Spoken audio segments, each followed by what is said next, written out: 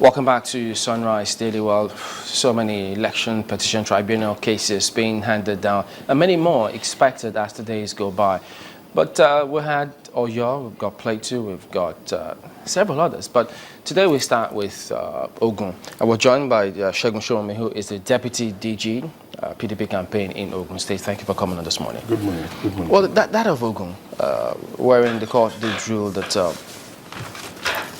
rather than come with a forensic expert, you came with a statistician, and that wouldn't work. And so you couldn't prove your case substantially before the tribunal, so the case couldn't stand. Well, you know, sometimes when we talk, it appears as if maybe we're whining, but we're not. We see a pattern here that suggests that we do not operate the same electoral laws all over the country, that the guidelines for elections are not the same, and that the things to look out for in determining whether one election can stand or one can be given rerun or another can be thrown out is almost not the same. And therein lies our issue. Take the case of Ogun straight away. Ogun is broken up into 3 senatorial districts. As at the last count, we won a lot of the seats, and they are still standing now in Ogun East Senatorial District, where we got the Senate, we got a lot of Rep, we got a lot of House of Assembly. This same tribunal, curiously, threw everything out and not that even rerun in areas where we had won well. Even when they were areas where we had won so well that in spite of asking for re-election or rerun in about 100 and something polling booths, the number of votes that was still standing for the senatorial is way over 5,000. For reasons best known to the tribunal, they said, go and do rerun. Now, fast forward to where we had our issues with the governorship. First of all, it's either we are saying, the tribunal is saying that the entire Ogun people and indeed the whole of Nigerians have been hypnotized, as to saying that in spite of what they see as incapability, inability to run government and an ability to deliver on the metrics of governance, that the people were so overwhelmingly in support of the man that obviously they said has not done so much. They came and told us a few things. They said we didn't prove the case. Now, what exactly were they saying? There are about 3 major things that we were discussing there, which were very, very key and fundamental. The first is that INEC had said, via their own pronouncement, that they would use strictly the electronic voter register and the card readers, and that manual will not be accepted. Hello, we get to we finish the election, we look at it and find out that almost everywhere where we are challenged or where the APC had been given lots of large figures, there was no evidence that accreditation took place. For when we then subpoenaed the register, we couldn't see it ticked. These things are key, because when you want to register, you're supposed to go there, they're supposed to tick your name, they're supposed to mark it. They did not do that. Improper, they didn't really comply with that regulation. The second part is that we found out that they also allowed an obscene amount of manual accreditation, which was hitherto said won't be allowed. And then there was also manual voting. Beyond that, manual voting. Yes, you see, what we mean by manual voting is that if your name is, if the card register reader doesn't accept it, normally you're supposed to fill an incident form, but it's supposed to be in very minimal cases. If you remember, before we did this election, I came here and we said, our issue is that we're not even getting the cards we deserve. In any case, these cards are coming in, how are they going to really accredit them? And then the Secretary of INEC, Mrs. Ogaku, as she was then called, or she's still alive, but she's no longer the secretary, did a very, very, very critical press statement, which she released to the media. She said, we are going strictly with card reader and all the electronic gadgets that's supposed to, in the first instance, validate that election. And lo and behold, what did we find in Ogun? Allocation of numbers, figures. Now, maybe we had to go to court. Now, this is not a court. We're not supposed to be really trying to prove the case that we didn't really prove in court, or the judge said, but we have issues with it.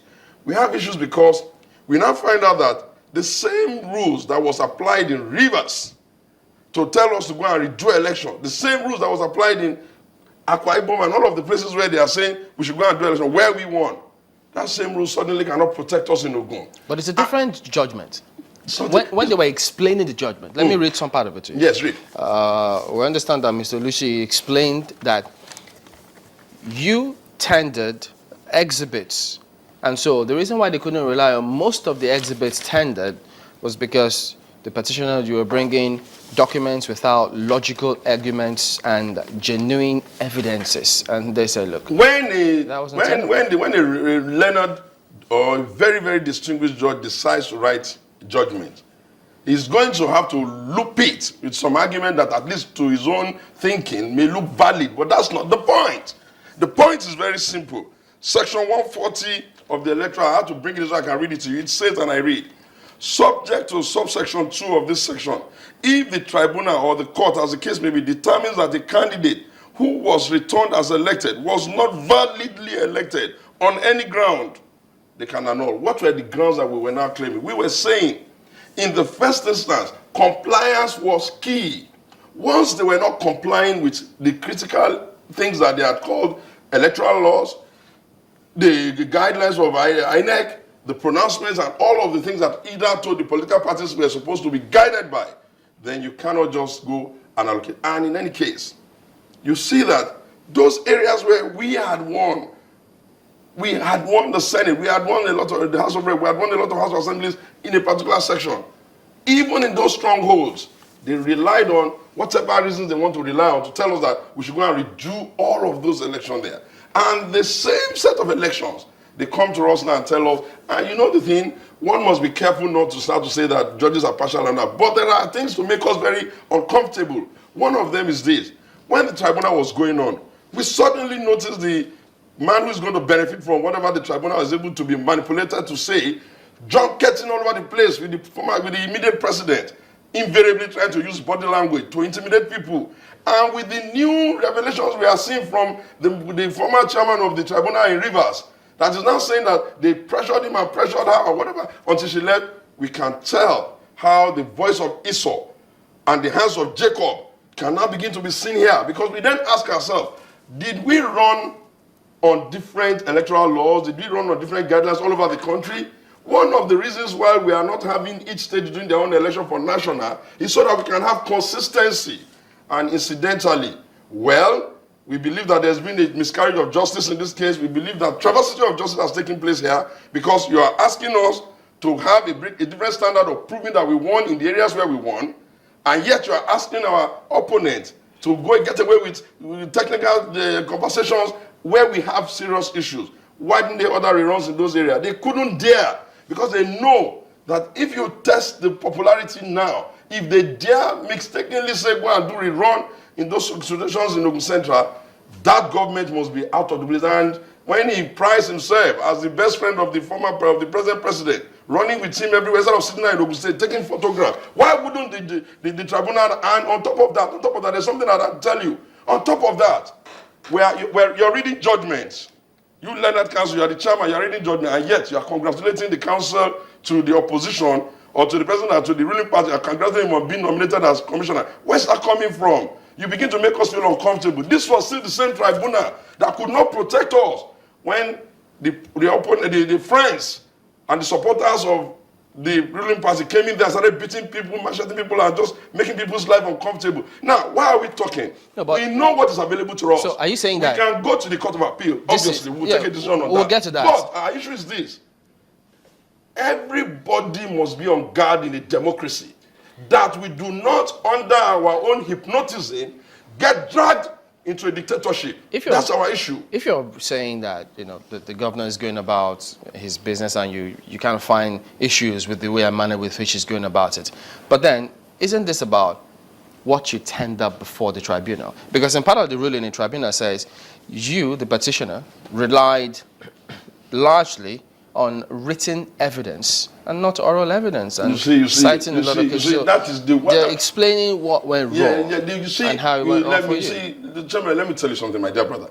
You see, one of the most unfortunate parts is that you cannot make the victim now begin to be poured upon with more venom and all sort of technical and legalistic jargon. That's not the issue. The issue is that the reason why we didn't bring in a forensic was that we were not talking about the actual thumb printing or the voter, the ballot paper. Our issues were simple. INEC said there's a guideline. It said there will be no manual accreditation or the unnecessary number of incidents. How can you tell us you have done a free and fair election and the vast majority of the things that you are saying, the people where you got the votes for were incidented, not the ones that were captured by your manual card reader or electronic card reader? That's the more reason you should have gone with the forensic expert. We couldn't. It won't come in unless. Let me explain to you how it works. Because it would seem as if at the end of the day, the PDP bungled its own case. No, you see, okay, let us technically say maybe the PDP bungled his own case in areas where PDP is very popular. But they did not bungle their cases in areas where it was it is incredible to think that there was no part of this country that loved us. It is incredible to think that there was no part of Nigeria that people were holding faith with us. It is incredible to believe that everywhere where PDP won, we are suddenly being told to go and do another election. And in areas where we have issues with them, they are telling us technical knockout, you can't. Anyway, thank God. The provisions of the laws are very clear, and we have been given opportunities to go to the Court of Appeal and all the way to the Supreme Court. But you know what? When you talk about body language, you begin to harass even the mentality of judges, so that people are thinking that, oh, if I don't give them now, this is what they will. Look at what we just discovered. Do judges think that way? Why would they not? Are you not on social media? We have just discovered that the chairman of the tribunal that was removed in, as I reported, a lot of other media has reported it, that stepped aside in Rivers, has suddenly come now to tell us of the excessive pressure that was made to bear on them, including inviting them to DSS. Are we all going to now be cowed because because what has happened?